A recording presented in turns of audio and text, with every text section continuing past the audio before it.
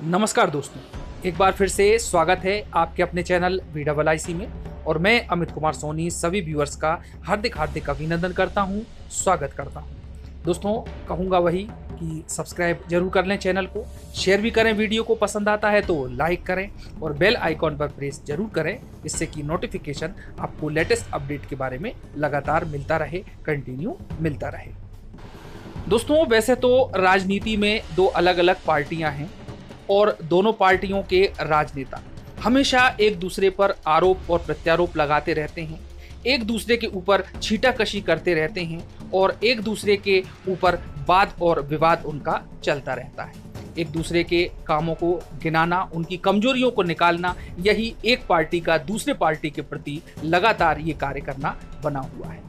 दोस्तों, आज की जो हमारी वीडियो है वो महत्वपूर्ण इसलिए भी है कि कमलनाथ जी ने SC, ST और OBC जो कि 27% आरक्षण का मामला है, और जैसा कि हम जानते हैं अभी ये 27% जो आरक्षण है वो हाई कोर्ट में फंसा हुआ है और इंतजार है कि हाई कोर्ट कब फैसला देगा और क्या फैसला देगा। तो इसके संबंध में जो कमलनाथ जी हैं, पूर्व मुख्यमंत्री जी हैं, उन्होंने एक बहुत ही महत्वपूर्ण बयान दिया, वो भी हम वीडियो क्लिप में शामिल करेंगे छोटे से रूप में। और जब ये बयान उन्होंने दे दिया तो उसके बाद में श्री शिवराज जी जो कि हमारे मुख्यमंत्री जी हैं वो भी चुप रहने वाले नहीं थे, उन्होंने भी इसका पलटवार किया और इसके जवाब में क्या तोड़ निकाला है उन्होंने, तो वो भी हम वीडियो क्लिप के माध्यम से बात करेंगे। लेकिन दोस्तों, ये तो हुई आरोप और प्रत्यारोप लगाने की बात, लेकिन उनके इस बयानों से जो सोशल मीडिया है, मध्य प्रदेश का युवा है जो कि आगामी भर्ती परीक्षाओं की तैयारी कर रहा है और आगामी भर्ती की तैयारी कर रहा है, जैसे कि हम शिक्षक भर्ती की बात करें, MPPSC वाले प्रीलिम्स और मेंस की तैयारी कर रहे हैं, और भी जो वर्ग 3 आने वाली है वो भी इससे प्रभावित होने वाली है। तो इस प्रकार से दोस्तों, निश्चित रूप से जब इस प्रकार के बयान बड़े बड़े राजनेताओं के मुख से आते हैं तो हड़कंप मचना तो स्वाभाविक है और सोशल मीडिया पर भूचाल आया हुआ है। तो आइए दोस्तों, सबसे पहले हम एक एक करके उनके इन बयानों के बारे में बात करते हैं और फिर हम आगामी भर्ती परीक्षाओं के संबंध में इन बयानों का एक विश्लेषणात्मक रिव्यू करने का प्रयास भी करेंगे। चलिए देखते हैं सबसे पहले कमलनाथ जी को।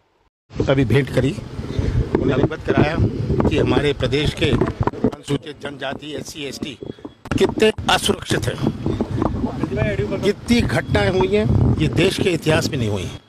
राज्यपाल जी ने ट्राइबल्स के बीच में समाज सेवा का काम किया है, उनको अनुभव है समाज सेवा का। तो मैंने उनसे निवेदन किया कि आपका प्रयास रहे, आपकी प्राथमिकता रहे कि हमारे SC, ST प्रदेश के सुरक्षित रहें।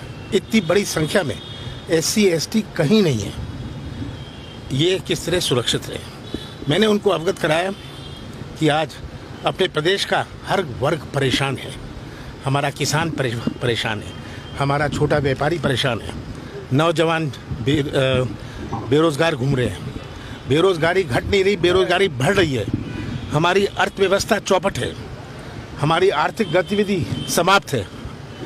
तो कहाँ घसीटा जा रहा है हमारा प्रदेश, ये आज बहुत बड़ी चिंता का विषय है। सर, OBC आरक्षण को लेकर भी आपने ट्वीट किया है। मैंने ट्वीट किया क्योंकि OBC आरक्षण के बारे में हमने ही कदम उठाया था और मैं ये उम्मीद करता हूँ, मांग करता हूँ सरकार से कि इसे जो हमने नीति बनाई थी ये इसको लागू करें। तो सर, क्या सही पैरवी नहीं कर पा रही? सही पैरवी देखिए, जो बात है छिपी नहीं है।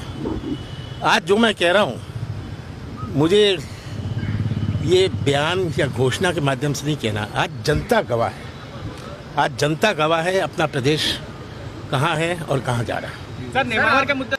तो दोस्तों, ये थे कमलनाथ जी और इन्होंने इनडायरेक्टली कह दिया कि जो हाईकोर्ट में मुद्दा रखा गया है उसको बहुत ही अच्छे तरीके से और सही तरीके से प्रस्तुत नहीं किया गया और इसकी वजह से आज OBC वाले परेशान हैं, SC, ST परेशान हैं।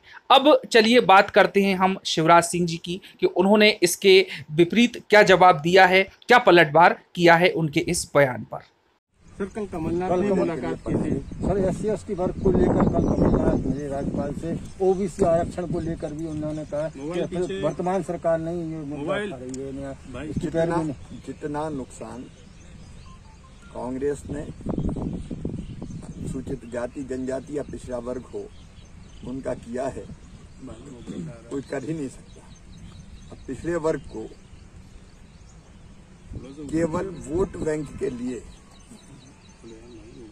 अध्यादेश जारी कर दिया गया और बाद में इन्हीं ने स्टे करवा दिया। इन्हीं के रहते हुए स्टे हुआ कोर्ट में। पिछले वर्ग की चिंता थी तो ढंग से वर्कआउट करना था। वो जानते थे कि इसमें कुछ नहीं होना है और उन्हीं की सरकार में स्टे मिला कोर्ट में। अब पिछले वर्ग के हितैषी होने का नाटक कर रहे हैं। भारतीय जनता पार्टी हमेशा कमजोर वर्गों के साथ रही है। वो चाहे किसी भी समाज से आते हो। और पिछले वर्ग के आरक्षण के संबंध में जो भी प्रयास किए जा सकते हैं हम हर संभव कदम उठा रहे हैं। लेकिन एक किया धराया सोच समझ के कि इससे होना कुछ नहीं है। खुद के लोगों को कोर्ट में भेज के स्टे दिलवा देना और वो जानते थे कि जिस ढंग से उन्होंने किया है उससे आरक्षण मिलना ही नहीं है। तो ये सब पास तो उनका किया धरा है। नियत भी ठीक नहीं थी, नीति तो ठीक है ही नहीं। भारतीय जनता पार्टी पिछले वर्ग सहित सब वर्ग के कल्याणों के लिए प्रतिबद्ध है। तो दोस्तों यहाँ पर शिवराज सिंह जी ने कहा है कि इन्होंने जानबूझकर आरक्षण के नियम को फंसाया है और इन्हीं के कार्यकाल में स्टे दिया गया और इनकी ये एक सोची समझी साजिश थी और इनको अच्छी तरह से मालूम था कि ये ओबीसी आरक्षण मुद्दा हाईकोर्ट में जाकर के फेल हो जाएगा और ये प्रक्रिया यहीं पर फंस जाएगी। अब दोस्तों इस प्रकार के जब बयान दिए गए और कोर्ट में स्टे की बात कही गई, भर्ती के फंसने की बात कही गई कि जो आगामी एग्ज़ाम है, आगामी जो लिस्ट आने वाली है तो क्या वह भी इससे प्रभावित होगी या नहीं होगी। तो दोस्तों मैं आप लोगों को एक बात बता दूं कि एमपीपीएससी के मामले में जरूर ये हाईकोर्ट ने कहा है कि फाइनल लिस्ट जारी नहीं की जाएगी, लेकिन आप इस प्रक्रिया को पूरी कर सकते हैं, प्रीलिम्स एग्जाम दे सकते हैं, मेंस एग्जाम भी ले सकते हैं, लेकिन जो फाइनल लिस्ट है वो जारी नहीं की जाएगी जब तक कि कोर्ट का फैसला नहीं आ जाता। चलिए अब हम आते हैं शिक्षक भर्ती पर। तो यहां पर दोस्तों शिक्षक भर्ती के लिए किसी प्रकार का कोई स्टे नहीं है और इसके संबंध में तो हाईकोर्ट ने कहा है कि यदि आप चाहें तो 27% आरक्षण पर ही भर्ती कर सकते हैं और ये आपका दिया हुआ आरक्षण है, आप इसको लागू क्यों नहीं करते, ऐसा भी कोर्ट ने कहा था। अब यदि हम शिक्षा विभाग के निर्णय की बात करें, मुख्यमंत्री जी के निर्णय की बात करें और एक अनुमान के आधार पर यदि हम बात करें तो 14% पर स्थायी ज्वाइनिंग लेटर जारी किया जा सकता है और 13% पर प्रोविजनल, और जब ये फाइनल रिजल्ट आ जाएगा तो जो भी परिणाम होगा उसके हिसाब से प्रक्रिया की जाएगी, प्रतिक्रिया दी जाएगी। तो दोस्तों किसी भी प्रकार की दिक्कत वाली बात नहीं है। जो शिक्षक भर्ती है उस पर कोई भी स्टे नहीं है। जैसा कि मैंने आप लोगों को पहले भी वीडियो में बताया था, ये केवल एमपीपीएससी की बात के आधार पर ही उन्होंने ये बात कही है शिवराज सिंह जी ने और साथ ही कमलनाथ जी ने। उन्होंने किसी भर्ती विशेष को लेकर के अपना बयान नहीं दिया है, तो घबराने वाली कोई बात नहीं है। तो दोस्तों मिलते हैं अगले वीडियो में। शुभकामनाओं के साथ जल्द से जल्द